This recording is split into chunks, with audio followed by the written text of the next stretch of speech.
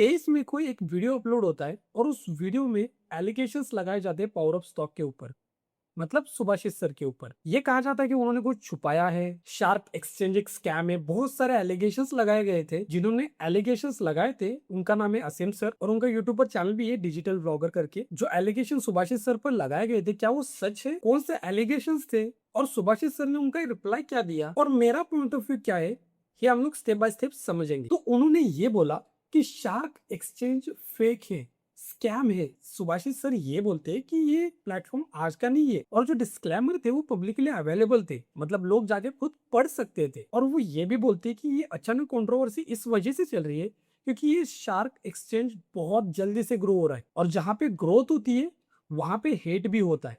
ऐसा मेरा कहना नहीं है, सुभाषित सर का कहना है। पहले इस वीडियो को देखो फिर मैं आपको कुछ बताता हूँ। सबसे पहले मैंने इसके पहले एक वीडियो बनाया था डेल्टा एक्सचेंज और यहाँ पे शार्क एक्सचेंज में किस में यहाँ पे ब्रोकरेज चार्ज यहाँ पे कम लगता है, किस में ज़्यादा लगता है। उस वाले वीडियो में मेरे पास यहाँ पे काफ़ी बार कमेंट आया है। मेरा यहाँ पे शार्क एक्सचेंज एप्लीकेशन हमने यहाँ पे पैसा ऐड किया और हमने यहाँ पे पैसा निकाला, लेकिन यहाँ पे दोनों यहाँ पे जो सही तरीके से काम नहीं कर रहा है। काफ़ी लोग यहाँ पे पैसा ऐड तो हो जाता है लेकिन जब उनको निकालने की बारी आती है तब यहाँ पे नहीं निकलता है। अब ये क्या बोल रहा है कि विड्रॉस में प्रॉब्लम आ रही है। अब सुभाषित सर ने इसका रिप्लाई भी दिया है, वो बाद में हम लोग डिस्कस करेंगे।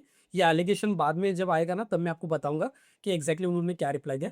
लेकिन मेरे पॉइंट ऑफ व्यू से समझो थोड़ा सा कि एक जो प्लेटफॉर्म होता है ना उसमें कुछ तो प्रॉब्लम होती है और प्लेटफॉर्म ये प्रॉब्लम्स को धीरे धीरे करके सॉल्व भी करता है। अभी प्रॉब्लम इसकी नहीं है, बात करती है जीरोधा की। 3 सितंबर 2025 इस रिपोर्ट को देखो। अब इतना ही नहीं, एंजल वन का भी देखो। एंजल वन में भी टेक्निकल ग्लिच हुआ था जिसके कारण पोजीशन स्क्वायर ऑफ ही नहीं हो रही थी। तो देखो प्रॉब्लम होता है, प्रॉब्लम ऐसा नहीं कि नहीं होता, प्रॉब्लम होता है, लेकिन धीरे धीरे करके वो प्रॉब्लम सॉल्व भी किया जाता है। अब सुभाषित सर ने रिप्लाई क्या किया था वो हम लोग बाद में डिस्कस करेंगे। सेकेंड, ये एलिगेशन लगाया जाता है कि पावर ऑफ स्टॉक का हिडन ओनरशिप है। अब सुभाषित सर रिप्लाई देते हुए ये बोलते हैं कि भाई मैं ब्रांड पार्टनर हूँ, मैं ओनर नहीं हूँ। सुभाषित सर ये बोलते हैं कि लाइटनिंग नोट्स उनका है। अब ये लाइटनिंग नोट्स का मीनिंग क्या होता है मैं आपको समझाता हूँ।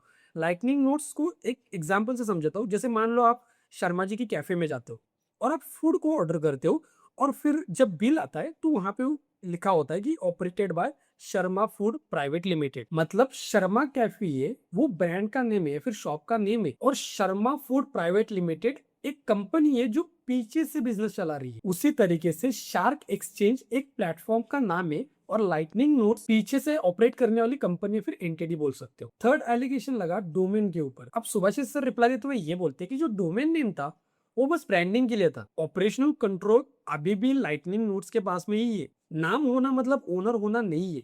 और सुभाषित सर ने ये भी बोला कि मैं ओनर नहीं हूं भाई, मैं बस एक ब्रांड पार्टनर हूँ। फोर्थ एलिगेशन ये लगाया गया कि काउंटर पार्टी ट्रेडिंग हो रही है। अब सुभाषित सर रिप्लाई देते हुए ये बोलते हैं कि एक्सचेंज लिक्विडिटी प्रोवाइडर या फिर मार्केट मेकर का यूज करता है। अब मार्केट मेकर क्या होता है, सिंपल लैंग्वेज में आपको समझ। मान लो किसी को बीटीसी को बाय करना है, एग्जैक्टली उसी टाइम पे अगर सेलर अवेलेबल ही नहीं होगा तो फिर ट्रेड अटक जाएगा ना। देखो मैं आपको एक एग्जांपल से समझाता हूँ। मान लो अगर आप लोग गोल्ड के दुकान में चले गए और अगर आपको सेल करना है और अगर आपको कोई बायर मिला ही नहीं तो दुकानदार क्या करेगा, खुद ही बाय कर लेगा और जब सेलर अवेलेबल हो जाएगा तब बाय कर लेगा। फिफ्थ एलिगेशन ये लगाया जाता है कि यूजर के अगेंस्ट में ट्रेड हो रहा है। तो सुभाषित सर रिप्लाई देते हुए ये बोलते हैं अगर फायदा आगे वाले का लॉस करके ही होना है, मतलब अगर यूजर का लॉस होगा तब मेरा फायदा होगा, तो मैं कभी प्रॉफिटेबल ट्रेडर को इनकरेज ही नहीं करता। उन्होंने एग्जाम्पल भी दिया कि 30 डे चैलेंज है, फिर रिफंड करना या फिर जो प्रॉफिटेबल ट्रेडर है उनको रिवॉर्ड करना। उन्होंने ये बोला कि अगर यूजर का लॉस करके ही हमें प्रॉफिट मिलना था तो हम लोग रिफंड मॉडल चलाते ही क्यों।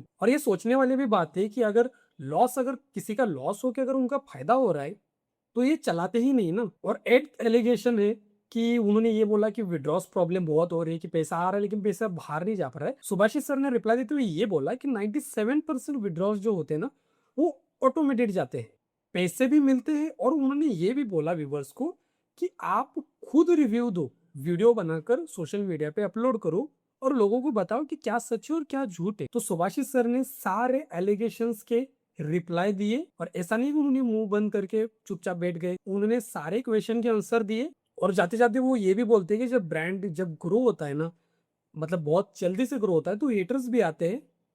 और उन्होंने ये भी बोला कि मैं अभी रिप्लाई नहीं दूंगा, अब जो भी होगा वो कोर्ट में होगा।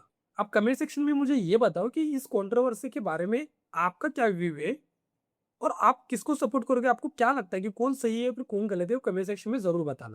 मिलते हैं हम लोग नेक्स्ट वीडियो में, तब तक के लिए आप लोग इन 2 वीडियो में से एक वीडियो के ऊपर क्लिक करके अपनी लर्निंग को बढ़ा सकते हो। यहाँ तक वीडियो देखने के लिए भाई लोग थैंक यू सो मच। बहुत प्यार आपको। Thank you so much.